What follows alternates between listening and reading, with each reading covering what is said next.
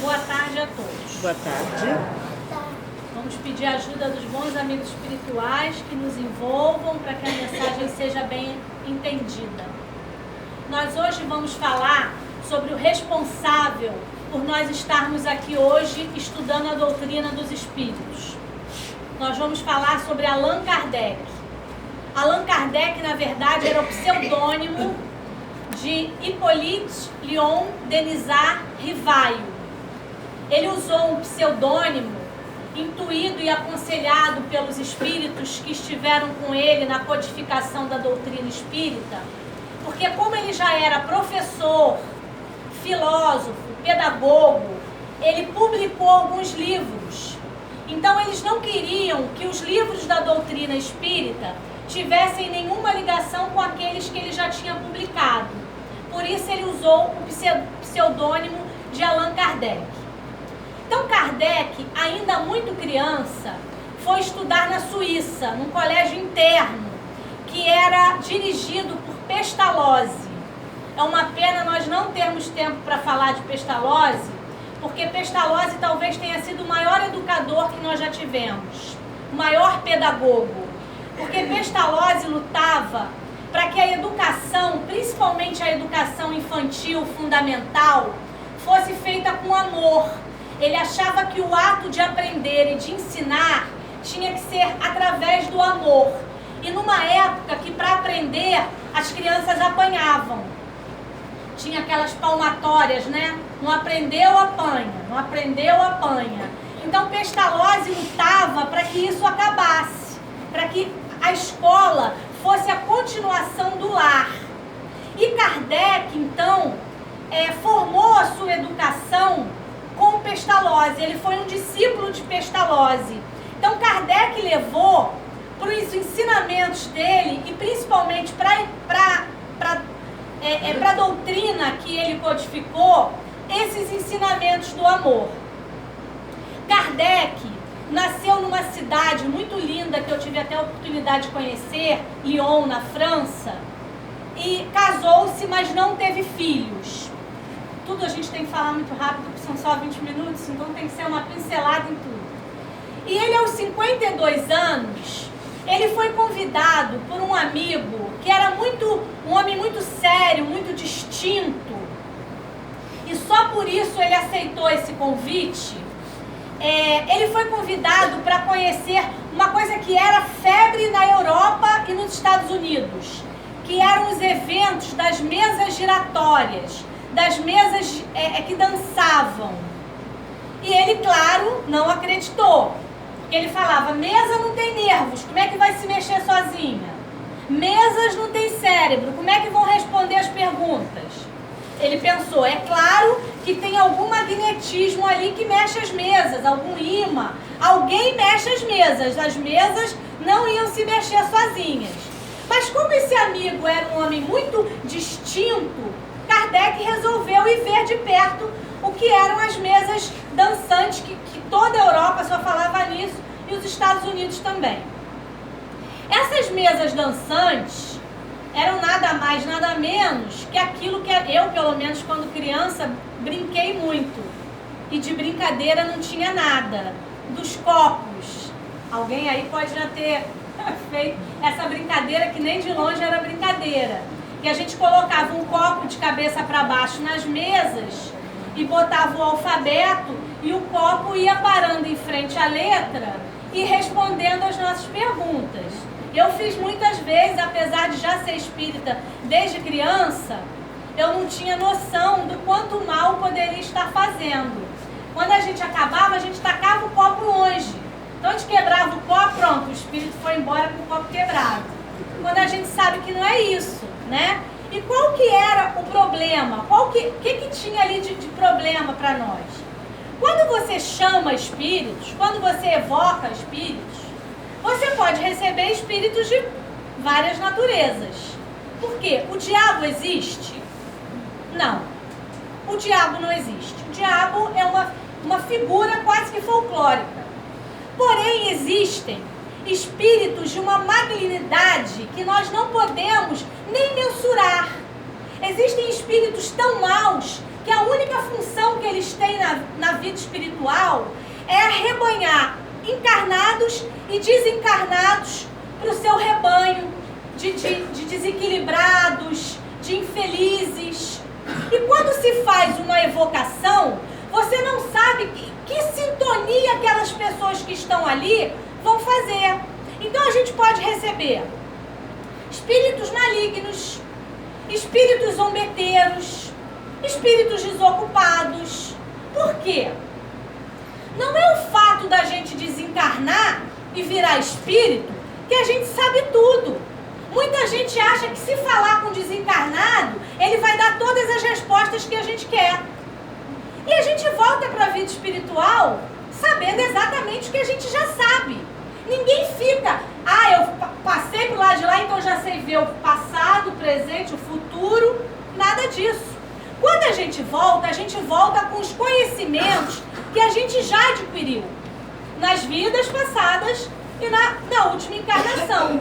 Então a gente volta, a única coisa que é diferente para nós na vida espiritual, primeiro é que a gente vê que de fato a gente não morreu, a gente se vê vivo. A gente volta e fala, caramba, realmente a morte não existe. Eu ainda estou vivo. E depois a gente gradativamente vai recordando das nossas encarnações passadas. Então a gente vai entendendo o porquê de certas coisas que nós passamos nas nossas encarnações, quando a gente vai tomando ciência das nossas outras encarnações. Então o problema de fazer uma evocação de espíritos é exatamente isso, é a gente não saber que espíritos a gente está recebendo. E Kardec, quando foi a essas reuniões, ele constatou que as mesas de fato se mexiam sozinhas. Elas de fato respondiam perguntas. E ele percebeu que a maioria das perguntas eram perguntas tolas. E as respostas eram igualmente tolas. As pessoas perguntavam, eu vou casar? Com quem que eu vou casar? Eu vou ficar rico? E as respostas eram igualmente tolas. E aí ele perguntou às mesas, quem é Deus? E aí ele teve uma resposta à altura da pergunta. Então Kardec viu que quando as perguntas eram pertinentes, inteligentes, igualmente as respostas eram pertinentes e inteligentes. E isso despertou em Kardec uma curiosidade muito grande. Opa, existe uma comunicação entre esses dois mundos paralelos, o mundo terreno e o mundo espiritual. Então, naquela época, já existiam reuniões, porque a mediunidade, essa comunicação entre os dois mundos não começou com Kardec. Isso existe desde que o mundo é mundo. Moisés, quando nas pedras foram feitos os 10 mandamentos, aquilo já foi uma psicografia. Então essa comunicação entre o mundo espiritual e o terreno existiu desde sempre, não começou com Kardec. E naquela época já tinham grupos que se reuniam para falar sobre essa comunicação dos dois mundos. E Kardec passou a frequentar essas reuniões. Numa delas, ele recebeu uma mensagem de que ele tinha uma grande missão, que era trazer a boa nova prometida por Cristo, o Consolador prometido por Jesus Cristo. A princípio, ele achou que não daria conta dessa responsabilidade, mas ele foi perseverando e ele teve mais ou menos 12 anos, porque ele já tinha 52, ele desencarnou com quase 65, então ele teve mais ou menos 12, 13 anos para codificar a doutrina dos espíritos. Kardec era um homem muito desconfiado, era muito pragmático. Tudo ele tinha que ver, investigar, para ter certeza. Então ele foi com um amigo dele num teatro, um dos médiuns, e eles iam testar de que forma os espíritos interferiam na nossa vida. Então ele sentou-se no teatro e o amigo dele, que era médium vidente, que via e ouvia, falou, olha, tá vendo aquelas duas senhoras estão sentadas bem lá na frente, o Espírito está me dizendo que elas não vão assistir a peça teatral, elas vão embora. Kardec duvidou mais uma vez. E aí o médium, um amigo dele, viu que o Espírito foi lá e falou no ouvido de uma das senhoras. Ela, por sua vez, falou no ouvido da amiga. As duas se levantaram, foram embora e não assistiram a peça teatral. E aí Kardec começou a ver que, de fato, os espíritos tinham influência sobre a nossa vida. E é assim que muitas vezes acontece conosco. A gente só tem que saber filtrar. Às vezes a gente pensa que a ideia é da nossa cabeça, mas não é. Então, por isso que Jesus falou, orai e vigiai sempre. Porque se fala uma coisa boa, edificante, tudo bem. Ou é fruto da nossa cabeça, ou foi o Espírito do bem que falou. Um benfeitor de luz. Agora, se falou a coisa que é para prejudicar alguém, ou que você vai ser prejudicado, então já começa a falar assim, meu amigo, pode seguir seu caminho, que aqui você não vai ter mais espaço. Começa a se libertar disso, porque assim a espiritualidade, que não quer nosso bem, age na nossa vida, nos dando intuições que a gente pensa que são da nossa cabeça e não são. Então Kardec começou esse estudo para codificar a doutrina.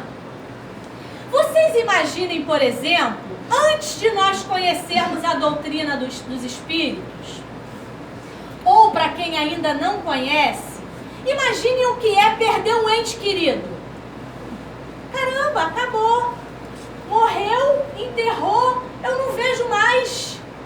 Ah, porque ele vai ficar dormindo esperando o julgamento, ou porque ele vai ficar lá junto de Jesus. Mas e todo o amor que nós construímos foi em vão? Enterrou, acabou? Não vejo, eu não vou ver mais minha mãe? Não é possível. Se eu não conhecesse a doutrina dos espíritos, eu ficaria muito revoltada, porque todo o amor foi em vão.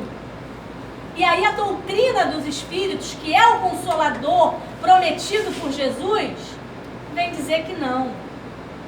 A morte é para o corpo e a gente vai reencontrar os nossos entes queridos. Então Kardec começou a codificar essa doutrina. Kardec publicou 5 livros que a gente chama dos livros básicos para todo espírita e para quem quer conhecer a doutrina que não é abstrata. Porque o espiritismo, ele não é abstrato, ele é concreto. Antes do espiritismo, nós tínhamos que ter uma fé assim, eu acredito, mas ninguém me explicou. Não sei de onde veio, não sei para onde vou, não sei o que aconteceu com meu ente querido que já morreu. Era uma fé que a gente não pegava com a mão, não era concreta. O espiritismo, a doutrina dos espíritos, vem nos mostrar uma fé raciocinada, uma fé que tem resposta para tudo.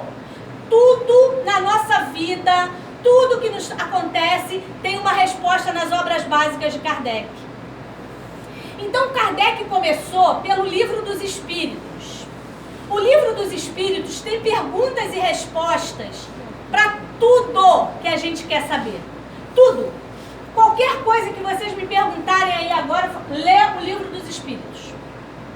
De onde nós viemos, para onde nós vamos, o que a gente está fazendo aqui, aonde estão os nossos entes queridos que desencarnaram, aonde estão? O segundo livro dessas obras básicas, ele na verdade publicou 5 obras básicas, que a gente chama de obras básicas do Espiritismo, publicou um outro livro chamado Que é o Espiritismo, e depois que desencarnou, publicaram obras póstumas que eram escritos, que acharam na mesa dele. Ele não teve tempo de publicar, então os amigos médios publicaram. Mas os 5 principais são esses. O Livro dos Espíritos. Aí nós temos o Livro dos Médiuns. O Livro dos Médiuns fala dessas comunicações entre o mundo espiritual e o mundo material.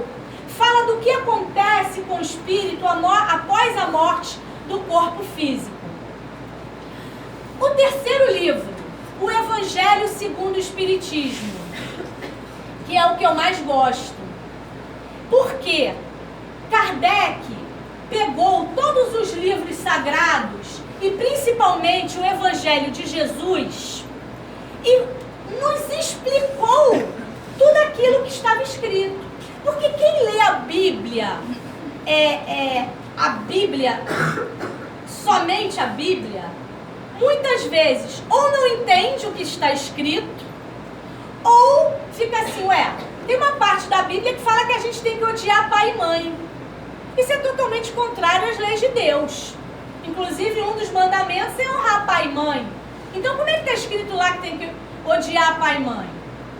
Existem coisas na Bíblia, por exemplo, Adão e Eva, os 2 primeiros habitantes da Terra.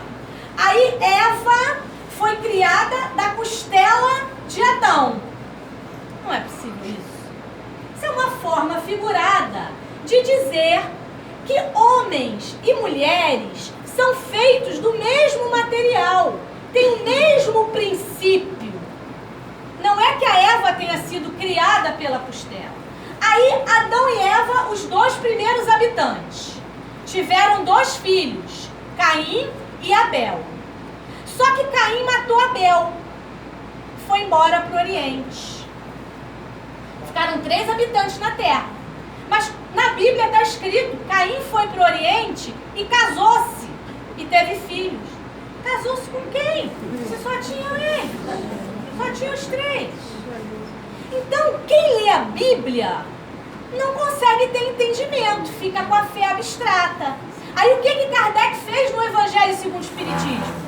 Pegou todas as parábolas de Jesus, pegou aquela forma figurada que se falava e trouxe para a realidade, para o concreto. Porque essa doutrina, a proposta dela é ser convincente, é mostrar a verdade. E aí Kardec codifica toda a linguagem figurada no Evangelho segundo o Espiritismo. E aí ele fez o 4º livro, que é o Céu e o Inferno. Nesse livro, Kardec fala dos demônios que foram criados pelas igrejas, dos anjos. Kardec fala das almas no livro Céu e Inferno. Ele vai desmistificando aquilo que a gente criou no passado. Aí se vocês perguntarem, mas por que Jesus já não explicou lá na época dele tudo isso aí pra gente? Porque em cada época o povo tem uma maturidade para entender. Era preciso que naquela época se falasse de forma figurada para o entendimento dos espíritos daquela época, para a maturidade que se tinha.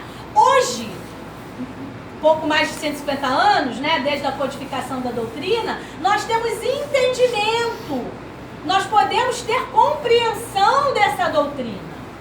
E por último, Kardec publicou a Gênese.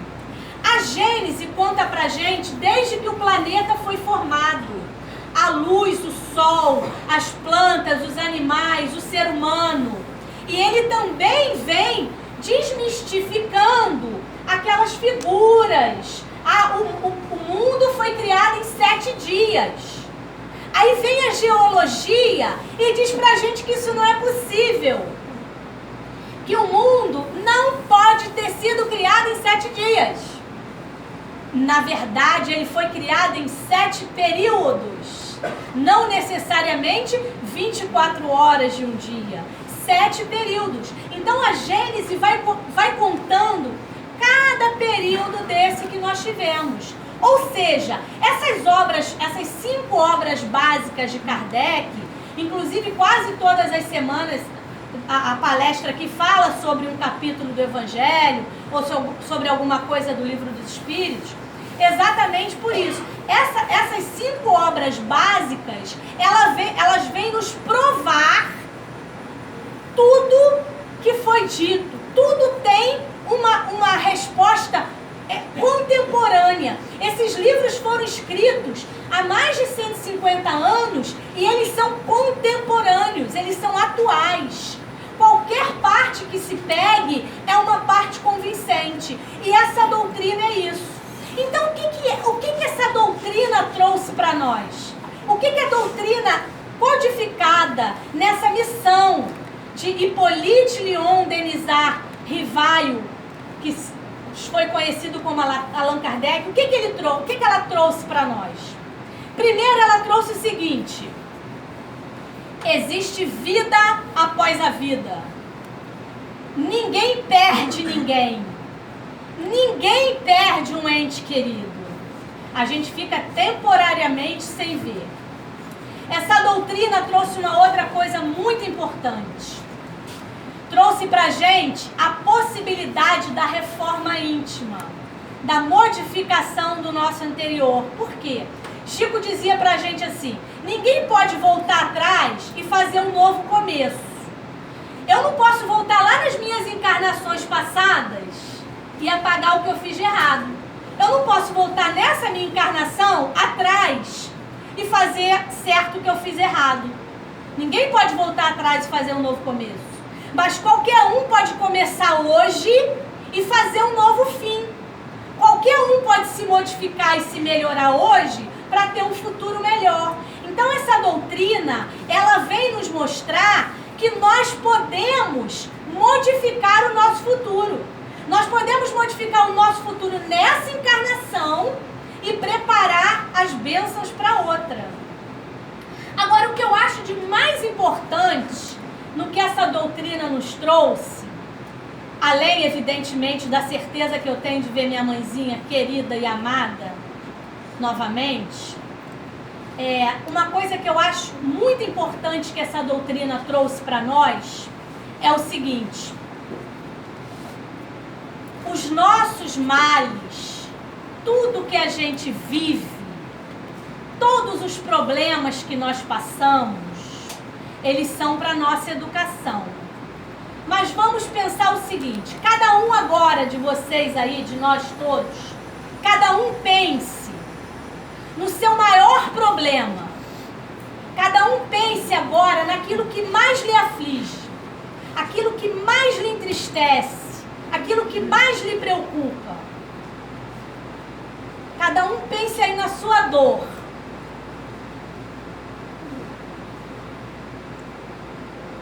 Isso que você pensou vai passar.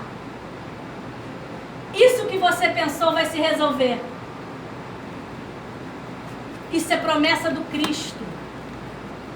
Todos os nossos problemas, todos os nossos males, eles têm dia e hora para acabar. Isso é promessa do Cristo. Isso não sou eu que estou falando, não foi Kardec que falou, isso foi Jesus que falou. Todos os nossos problemas têm dia e hora para acabar. Começando pela nossa reforma íntima, pela nossa melhora, pelo nosso pensamento positivo e pela nossa fé, essa fé raciocinada que essa doutrina nos traz, a gente pode ter certeza que os nossos males têm dia e hora para acabar. Muita paz para todos.